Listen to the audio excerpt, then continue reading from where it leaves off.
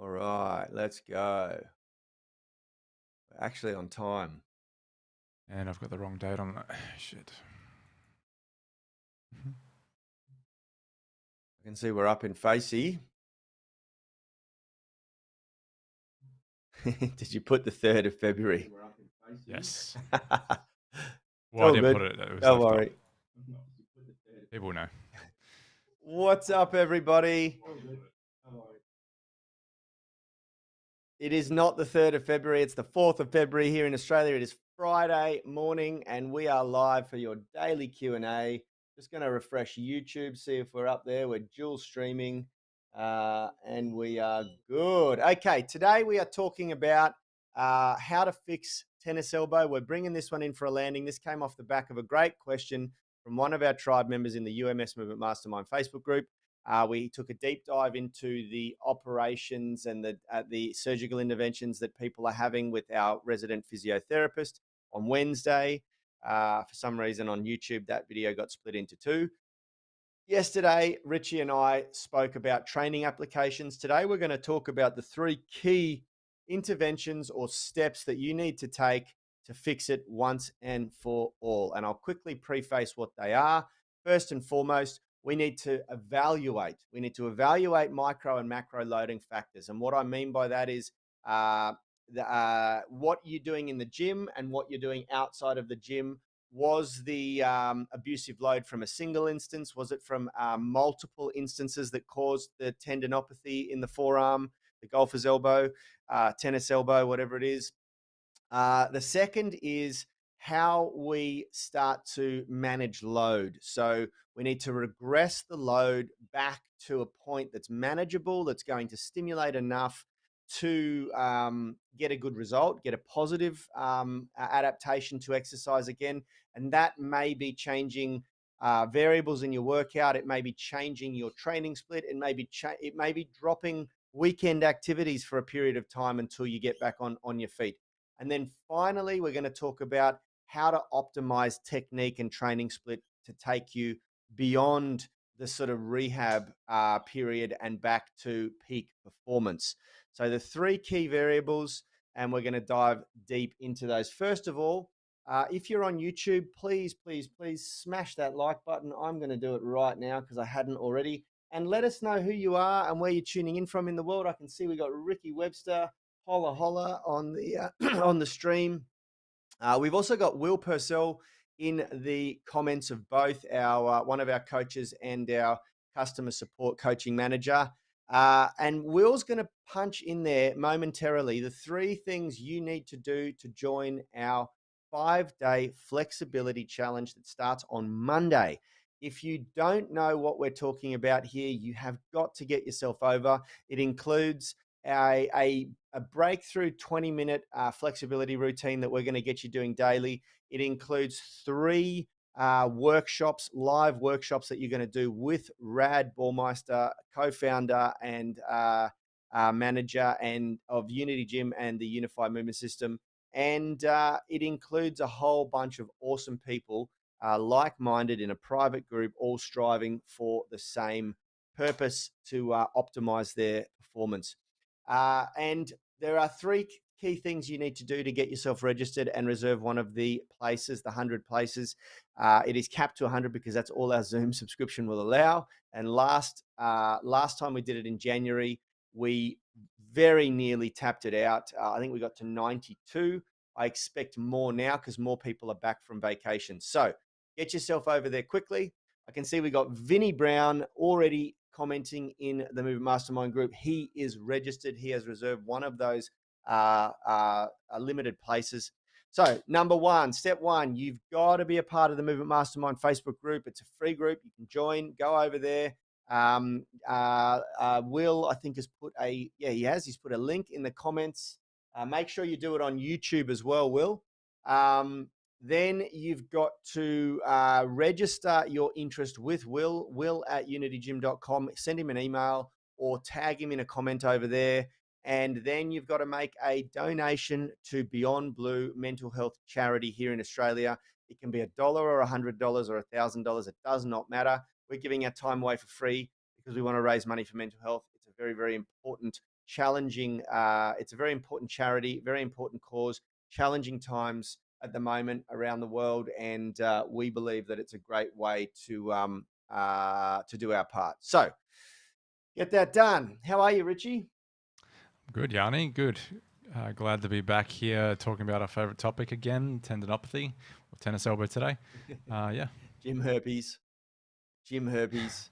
yeah, pretty much. Surprisingly, at the moment, right now, as we speak, I am working through a epic case of medial epicondylitis, which is the insertion down here in the bottom of the elbow, which is actually aptly known as golfer's elbow because it's a part of the arm that takes on a lot of stress when you hit a golf ball really hard, or like me, you hit the ground often when you're swinging a golf club, because I'm definitely not a pro. And yeah, it's a pain in the butt. It's a pain in the backside, and if you don't get it right, it can drag on for a very long time and become a really, really frustrating process to get rid of it. And there are a couple of really key things that we talked about yesterday, and we talked about on Wednesday that I'll just quickly remind people of. One of the worst things you can do, well, the worst thing you can do is ignore it and keep training as usual, because it progressively gets so bad that it can become really not just a nuisance around training, it can become really debilitating. Mm, Like when it's at its peak, you'll find it hard to turn a door handle without feeling excruciating pain. yeah. And so the worst thing you can do is ignore it. And I've certainly done that. The first time I got it, I ignored it, and it got so bad that I was, looking at what our friend Alan over in the mastermind group did, which is to go and get surgical intervention, which I don't believe works. And he's found that out the hard way. He's had 2 different surgeries and he's still in the same place. We spoke about why we don't believe that works on Wednesday. Go back and review that episode if you want. The second worst thing you can do is stop training altogether, which surprisingly is how a lot of physical therapists approach it. They say take a rest from what you're doing. The reason Mm, why that is really bad is because tendinopathy is caused by a breach in your load capacity. So essentially, in other words, a weakness. You've got a weak area of the body that's incapable of handling what you try to do, and you get this breakdown of the proteins in the muscle, this damage to the tissue, and then the damage becomes the response to the damage is that the proteins actually I won't say adapt, they change and harden, which causes this I think arguably you could say scar tissue or tension, which then exacerbates the problem when you try to exercise again. And it just creates this vicious loop, this cycle of making it worse and worse and worse. So the answer, if we put it really simply, is that you need to strengthen that tissue.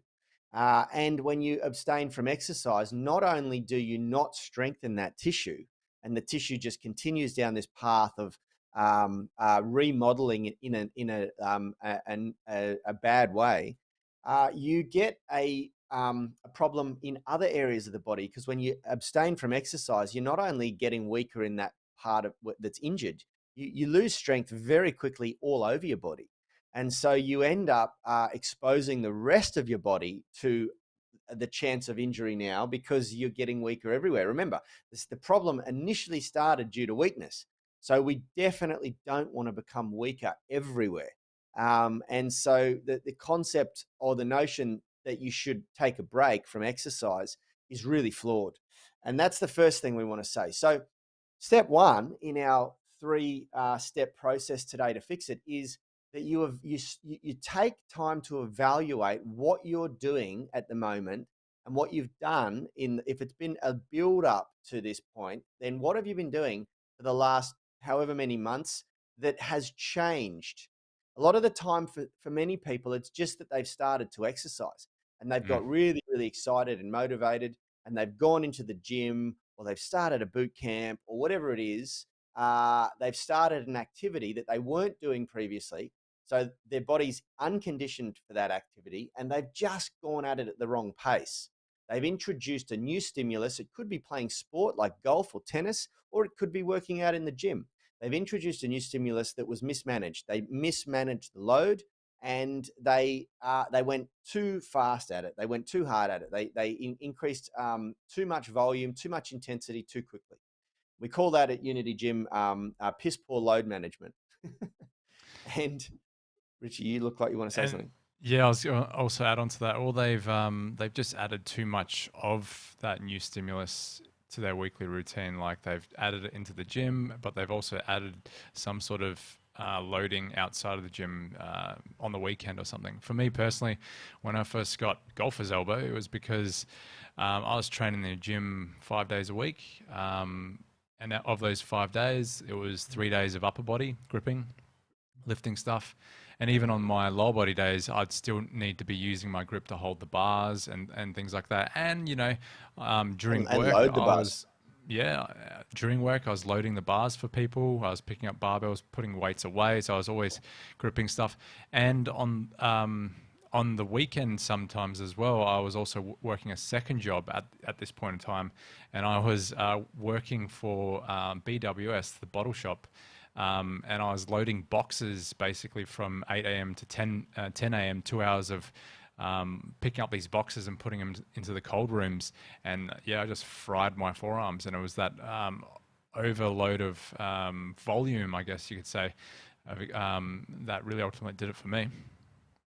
Yeah, and there's a very similar story for me. I was training really hard during the week, 5 days a week, and then I took up golf, and I didn't alter what I was doing during the week. I just introduced a new load, and I got very excited. I wanted to get good at golf quickly, so I introduced way too much swinging of a golf club on top of what I was already doing, rather than layering it and progressively overloading it. Maybe doing 9 holes every other week, to then doing 18 holes every other week, to then doing 9 holes every week, then doing 18 holes every week, and slowly increasing the amount of load I was exposing my body to. I just went at it, and I started playing golf with my mates every weekend. And then I was crap at it, so I went to the driving range the day before to practice and hit a couple of hundred golf balls. And it just completely blew my arms out. Another very common story I hear is that people take up rock climbing as a hobby, and which is very fun, and they're already doing gym, and then on the weekends and in the evenings, outside of their regular gym workouts, they go rock climbing, which is heavily demanding on the forearms. And it's a very, very common occurrence. So it doesn't have to happen from one instance where you go and lift a really heavy weight that exceeded your load capacity, but it certainly can. So the first step is that we just have to evaluate and try to identify, okay, what have I changed in my lifestyle that could be the catalyst to this occurring? And the reason why that's important is because you have to figure out how to regress. And that brings us to step two. Step two is, once we know what we've changed in our lifestyle, we have to have a look at everything and prioritize what's the most important for us. Because if becoming good at golf is super important to you so that you can maintain an active social life, then you're going to have to make a sacrifice in your gym training. You may have to drop from 5 days, not forever, but in the immediate short term, until you can progress and build up your load capacity. You're going to have to sacrifice a few of those days of gym work. You might have to drop down to only doing 2 or 3 days of strength training, and really moderate it and make sure that you're getting adequate recovery. If you go, nah, my physique training or my strength training or whatever else is the priority, then you may have to go, well, at this point in my life, golf may be out of the question. Learning how to play this sport may be out of the question. Or maybe you drop back to doing it every other week, and on the week that you know that you're going to play golf or tennis, then you drop a few workouts in preparation for it, so that after the tennis you drop a few workouts, so you give yourself a full 72 hours to recover and adapt to that stimulus. Or you go, okay, I tried to play 18 holes and that didn't work, let's drop back to playing 9 holes and see how that goes. So you see where I'm getting at? Like, we have to reduce the load back to a point that our body can manage, so that we can then slowly progress forward. And that includes, what I've just spoken about there, I would call the macro loading perspective. What are you doing in the training split from Monday to Sunday? how many times you're going to the gym, how many times you're playing golf, tennis, or rock climbing, or doing this activity that you've taken up, working at BWS and lifting boxes. For a lot of people, the if the catalyst has to do with an introduction of a new job, then you can't necessarily quit your job. You're going to have to look at the other factors in your life that you're doing, and remember, it's not permanent, because your body will adapt to what you're doing now. So long as you don't continually breach the load capacity of your body, your body will adapt to that point. You'll get stronger if it's a positive adaptation, and then you'll be able to increase it again. And you'll increase it a little bit. That's what we call progressive overload. And then you'll adapt to that. And then you'll be able to increase it again. And eventually, it might take 3 months, 6 months, or 12 months. You'll get to where you wanted to go. You just have to do it progressively. And so intra loading. So we've talked about macro loading. Macro loading is the, I guess you'd say, from argument's sake, the training split or the load split, how you're splitting the load up throughout the week, and the frequency of it. The micro is what you're doing within the workout. You can make changes within your workout. If you're doing 5 sets of every exercise, you could go to 3.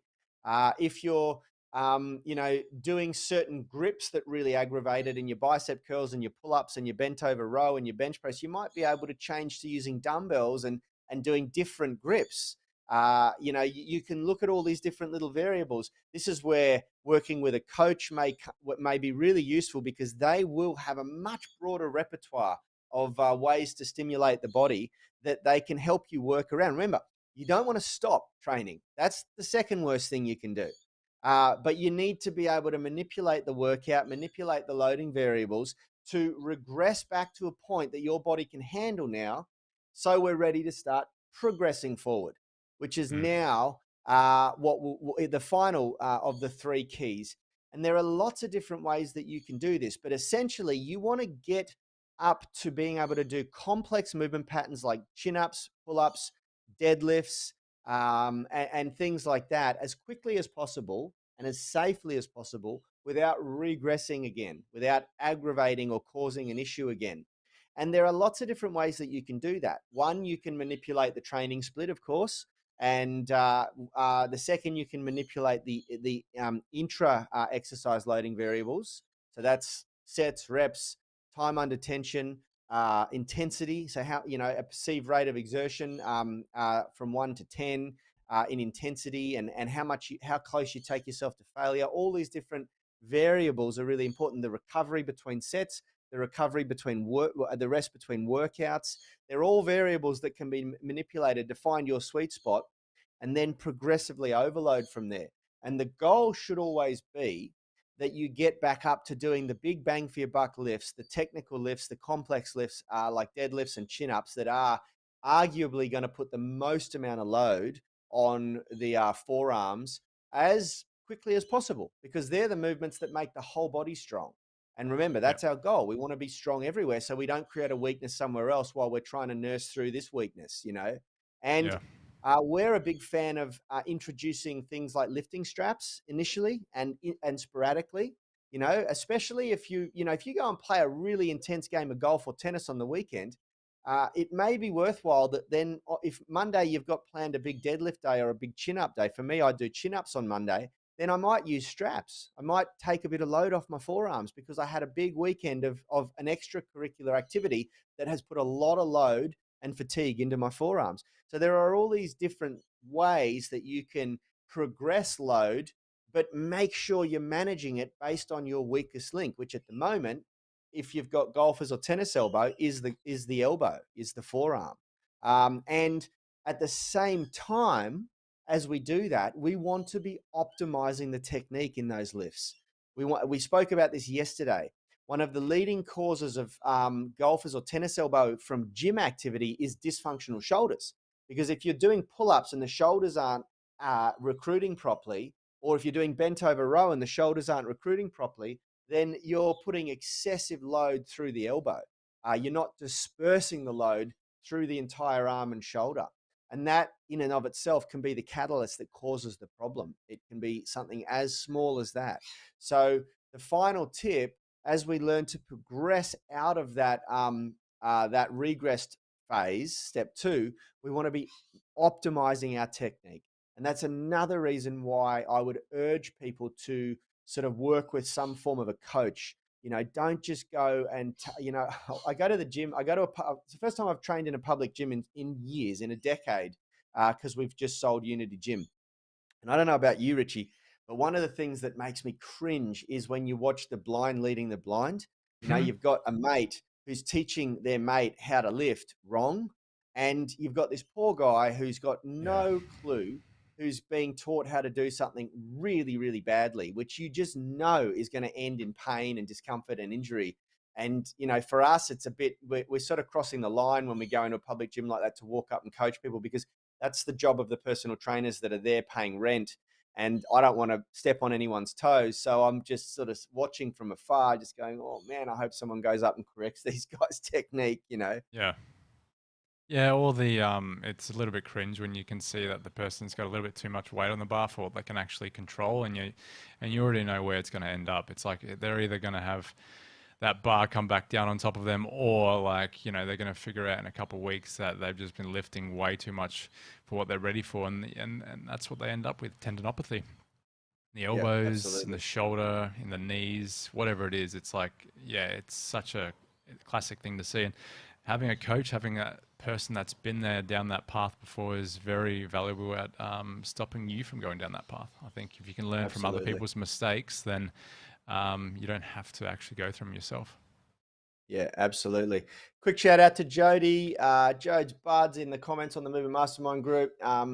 And also Gary Richards on the YouTube channel has asked, hi, can I ask a question here? You absolutely can. If you get it in really quick, we'll do our best to answer it, but we are running a couple of minutes over time already. We need to jump into our peak performance daily coaching call over there. But yeah, let us just, if you get that question in, Gary, real quick, I'll have a look and see if we can answer it. Otherwise, we will certainly get to you on Monday. What I would suggest is that you join that Facebook group that we've linked up there, and ask it over there, because we do interact over there on a daily basis. We're in there all the time. I'm just checking to see if he's come back with that question. Otherwise, we'll have to bring this one in for a landing. Here we go. Question: why do I feel like visiting the bathroom whenever I do ab exercises? Is this normal? Um, First and foremost, I would say no, it's probably not normal. There's probably some form of a dysfunction going on with your pelvic floor. The pelvic floor muscles, there's about 8 different layers of muscle in the pelvic floor that work very much intrinsically with your abdominals and core muscles. And without seeing you, Gary, this is another reason why I would strongly advise jumping into the Movement Mastermind group, because what you can do over there, it's a free Facebook group. What you can do over there is post a video of yourself doing the exercise, and I can give you some feedback. But if you're like, there's so many different reasons, and I can't give you very, very specific answers here. But it could be because if you're carrying additional visceral fat, then it could be that when you hinge forward in the abdominals, when you forward flex, it's pushing on your bladder. Um, there could be like underlying issues there that you need to get checked out. So what I would uh The answer to his second question is a no.